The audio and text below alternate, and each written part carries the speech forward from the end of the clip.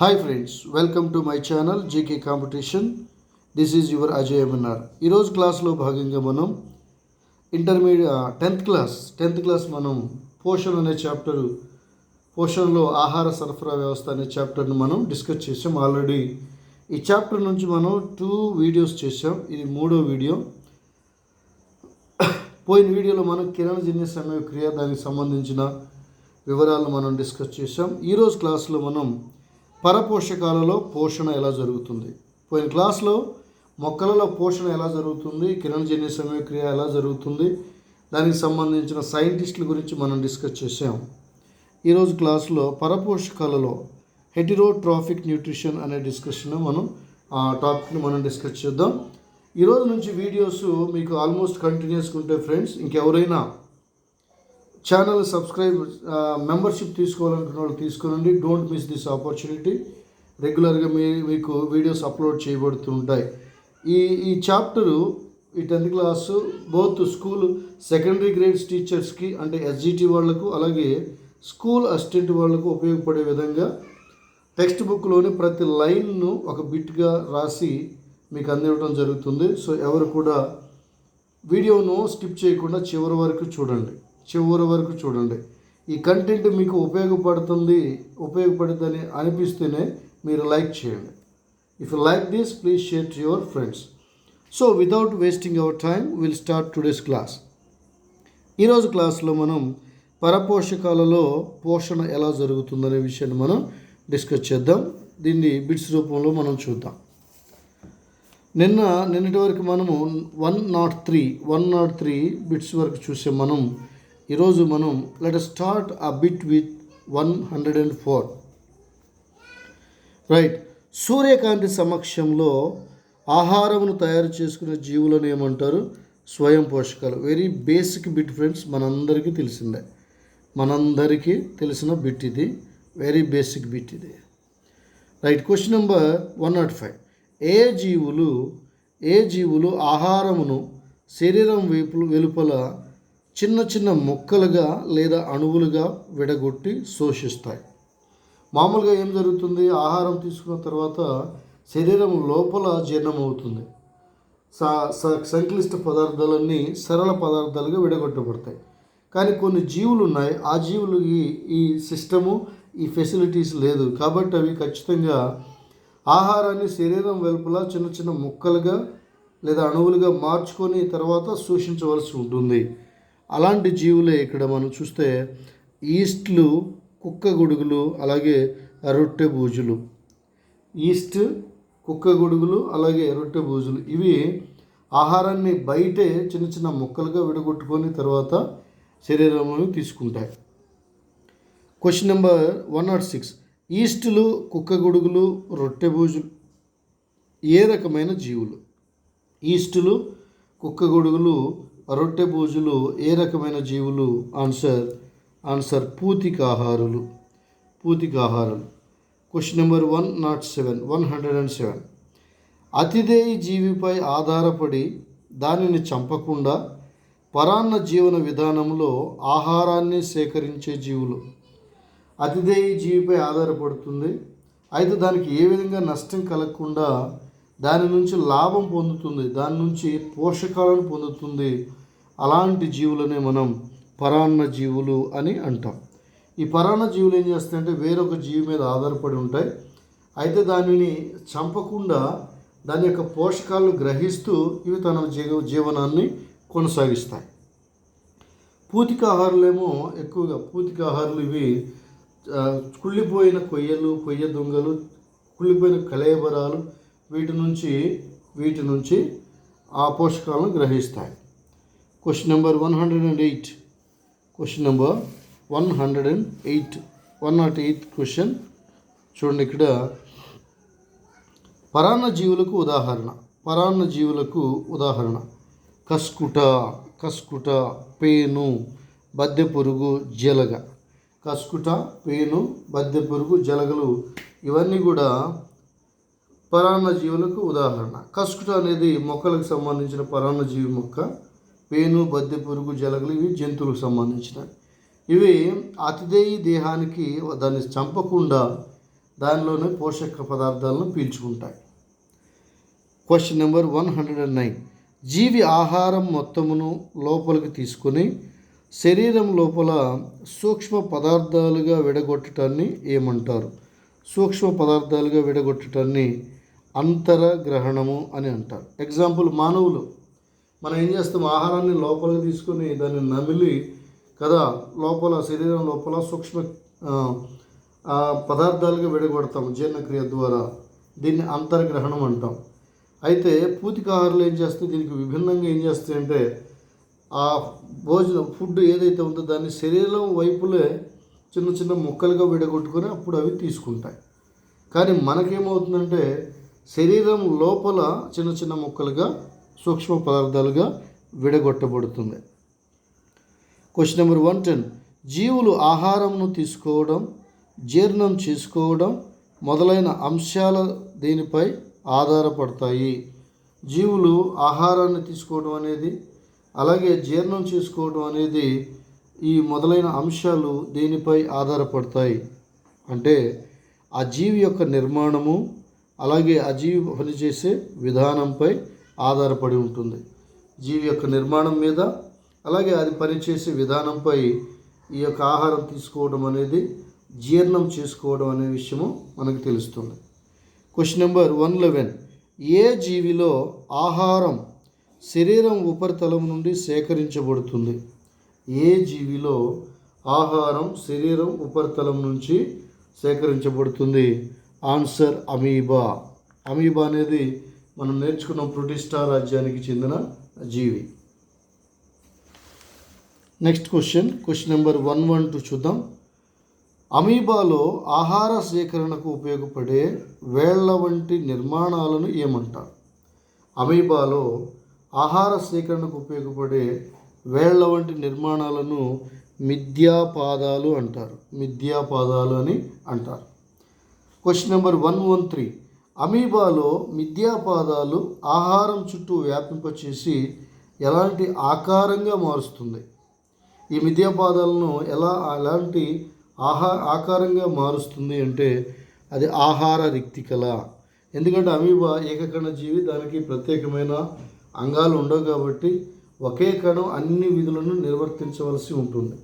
అది ఆ శరీరంను ఆహారం వైపు సాచి ఒక సూడోపోడి అంటాం, వీటిని ఫాల్స్ ఫుడ్స్ అంటాం. అప్పటికప్పుడు అవి ఒక పాదాలలాగా ఉపయోగించుకొని ఆ ఫుడ్ని ట్రాప్ చేస్తుంది. ట్రాప్ చేసిన తర్వాత ఒక రిక్తికలా మారి అది చిన్నగా శరీరంలోనికి వ్యాపనం జరుగుతుంది. Question number 114. అమీబాలో సంక్లిష్ట ఆహార పదార్థాలు సరళ పదార్థాలుగా ఎక్కడ విడగొట్టబడతాయి? అమీబాలో సంక్లిష్ట ఆహార పదార్థాలు సరళ పదార్థాలుగా ఎక్కడ విడగొట్టబడతాయి అంటే ఆహార రిక్తికలో. ఈ ఆహార రిక్తికలో సరళ పదార్థాలుగా విడగొట్టబడిన ఆహారము వ్యాపనం అనే పద్ధతి ద్వారా మొత్తం అమీబా కణంలోనికి తీసుకోబడుతుంది. వ్యాపనం అనే పద్ధతి గుర్తుపెట్టుకోవాలి, వెరీ ఇంపార్టెంట్. ఇది అమీబా గురించి. నెక్స్ట్ చూద్దాం పారామీషియం గురించి మనం చూద్దాం. Question number 115. Slipper animal cool అని దేనిని అంటారు? Answer paramecium. ఎందుకు పారామీషియం దాన్ని అంటారంటే ఇది స్లిప్పర్ షేప్లో ఉంటుంది. ఒక చెప్పు, కాలి చెప్పు ఎలాగైతే ఉంటుందో ఆ ఆకారంలో ఉంటుంది కాబట్టి దీన్ని స్లిప్పర్ యానిమల్ క్యూల్ అంటాం. ఇది కూడా ఏకగణ జీవి. ఈ ఏకగణ జీవి ఇది అన్ని క్రియలను ఏకగణం నిర్వహించవలసిన అవసరం ఉంది. 116 చూద్దాం. పారామీషియంలో ఆహారం శరీరం అంతా వ్యాపించి ఉన్న శీలికల కదలికల వల్ల చేరుకునే ఒక ప్రత్యేక స్థానం పేరేమిటి? చూడండి, ఇప్పుడు మనం చూసాం అమీబాలో ఆహారం సూడోపోడియా మిథ్యాపాదాల ద్వారా ఆహారం ట్రాప్ చేయబడి ఆ మిథ్యాపాదాలు ఒక రిక్తికలుగా మారి ఆ రిక్తికలో సంక్లిష్ట పదార్థాలన్నీ సరళ పదార్థాలుగా మారి ఆ రిక్తిక నుంచి వ్యాపన పద్ధతి ద్వారా అమీబా కణంలోనికి సరళ పదార్థాలు చేరుతాయి. మరి పారామీషియంలో ఎలా జరుగుతుందంటే పారామీషియంలో సూడోపోడియా ఉండదు. అయితే పారామీషియం శరీరం చుట్టూ శైలికలు ఉంటాయి, వీటిని సీలియా అంటాం. ఈ శైలికలు ఎప్పుడు కూడా మూవ్ అవుతూ ఉండటం వల్ల ఆ మూమెంట్కి ఆటోమేటిక్గా ఆహారం అనేది ఆ పారామీషియం జీవి దగ్గరికి తీసుకురాబడుతుంది. అలా తీసుకొచ్చిన అది పారామీషియం కణంలో ఒక ప్రత్యేక స్థానం దగ్గరికి తీసుకురాబడుతుంది. ఆ ప్రత్యేకమైన స్థానాన్ని కణముఖం లేదా సైటోసోమ్ అంటాం. కణముఖము లేదా సైటోసోమ్ అని పిలుస్తాం. కణముఖం లేదా సైటోసోమ్ అని పిలుస్తాం పారామీషియంలో. మిథ్యాపాదాలు అయితే మాత్రం అమీబా, సైటోసోమ్ లేదా కణముఖం అయితేనేమో పారామీషియంలో శైలికలు ఉంటాయి, అమీబాలో మిథ్యాపాదాలు ఉంటాయి. రెండు కూడా ఏకకణ జీవులకు ఉదాహరణ. Question number 117. ఆకులు లేకుండా తీగలుగా చుట్టుకుంటూ పెరిగే పత్రరహిత పరాన్నజీవి మొక్క. ఆకులు ఉండవు ఈ మొక్కకి, అలాగే తీగలుగా చుట్టుకుంటూ ఉంటుంది. దీనికి పత్రరహితం కూడా.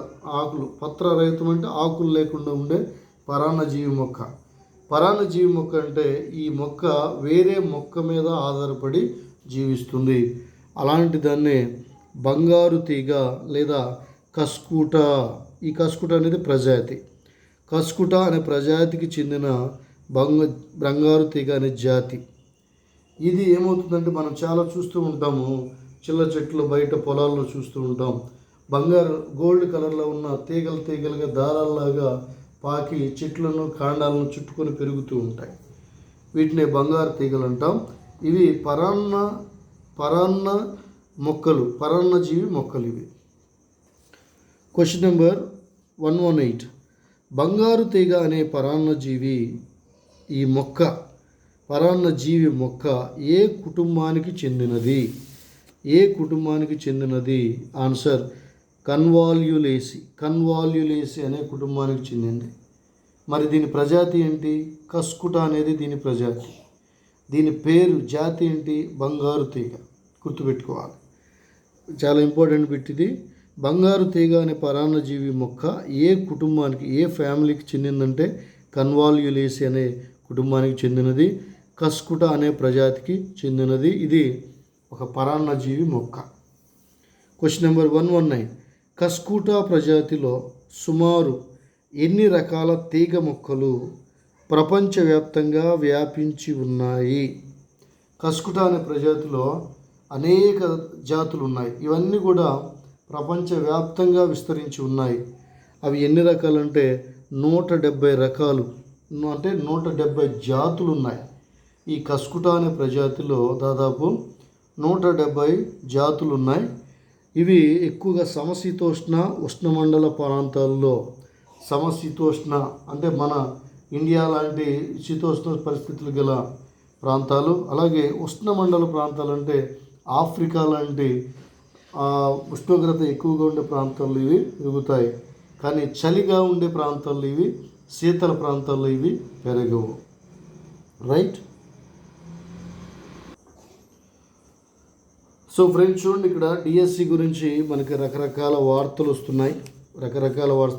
నేను ఎప్పుడు చెప్పే మాట ఇది, డిఎస్సి వారిని ఎప్పుడైనా పెట్టుకోనివ్వండి.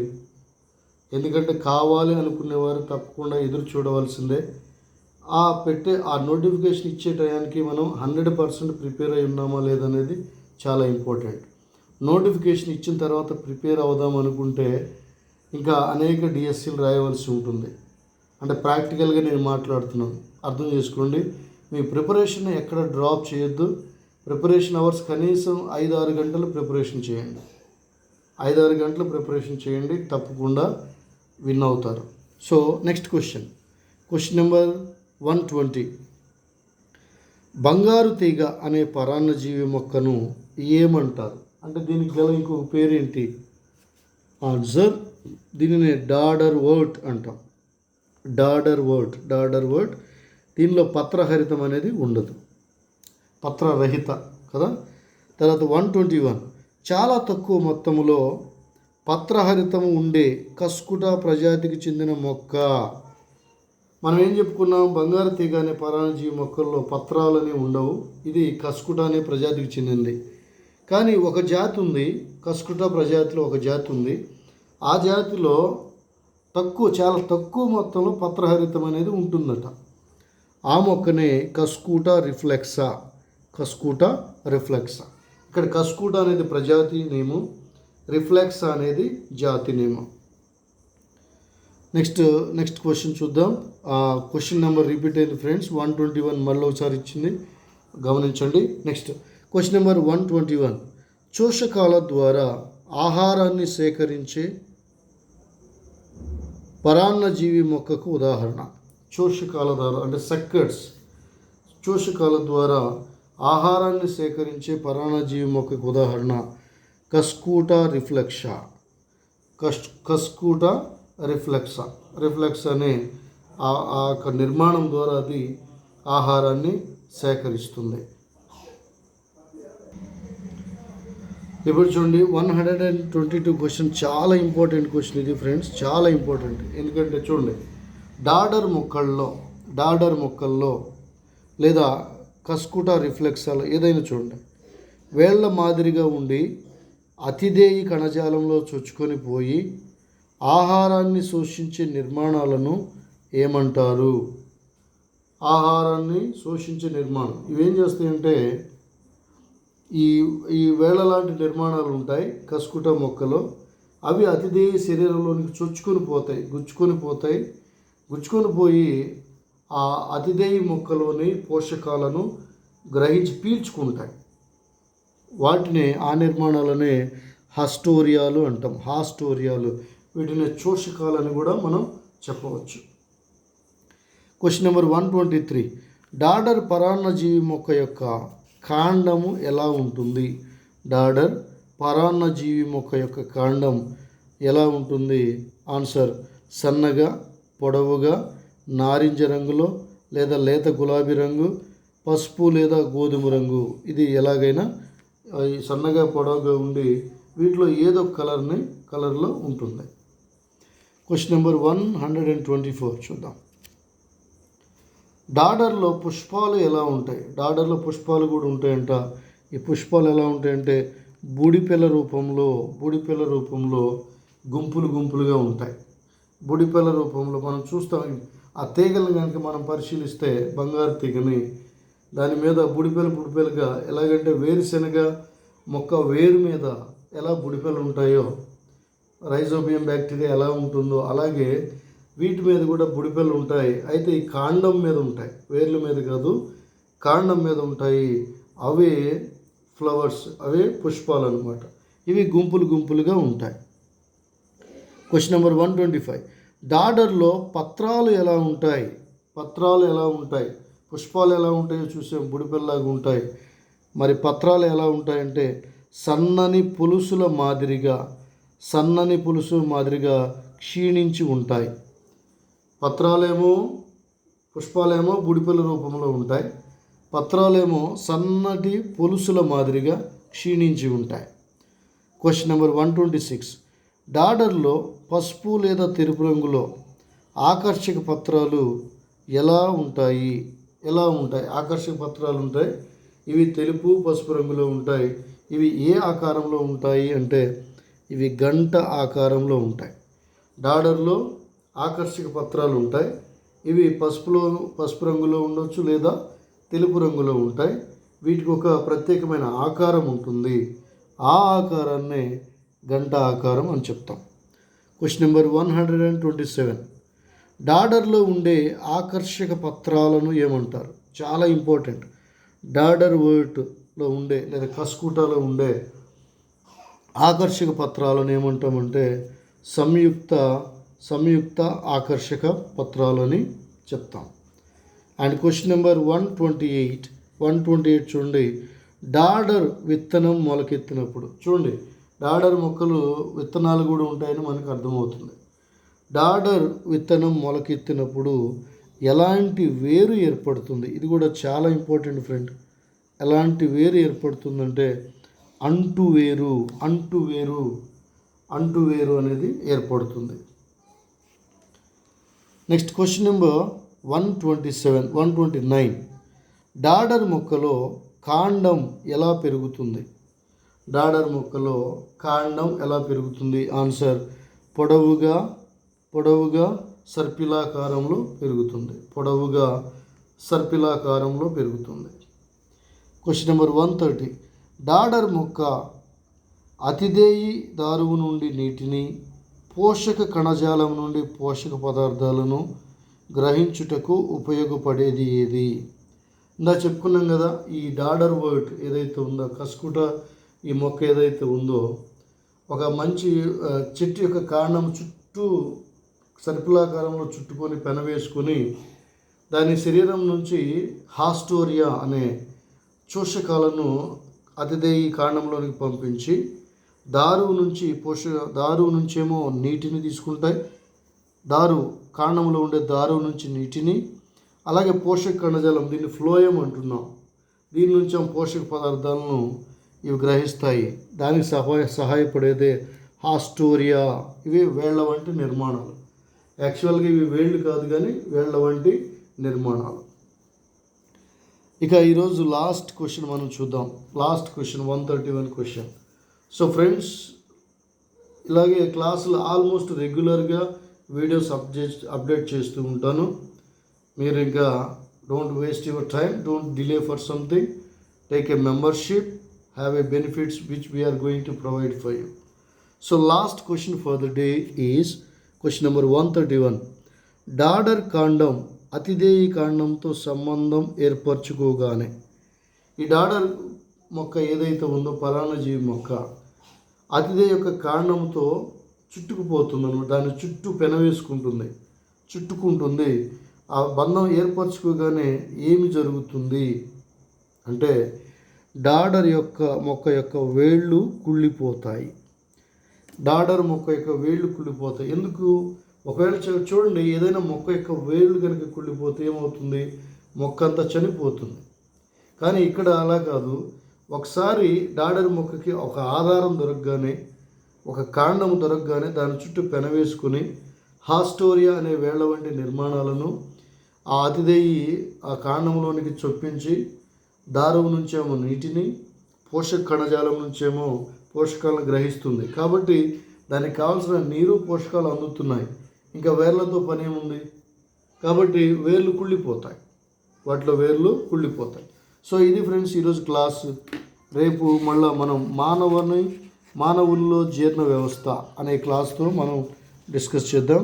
మానవుల్లో జీర్ణ వ్యవస్థ. ఇప్పటి వరకు మనము కస్కుటాలో పరాన్నజీవ పోషణ అనే టాపిక్ని మనం డిస్కస్ చేసాం.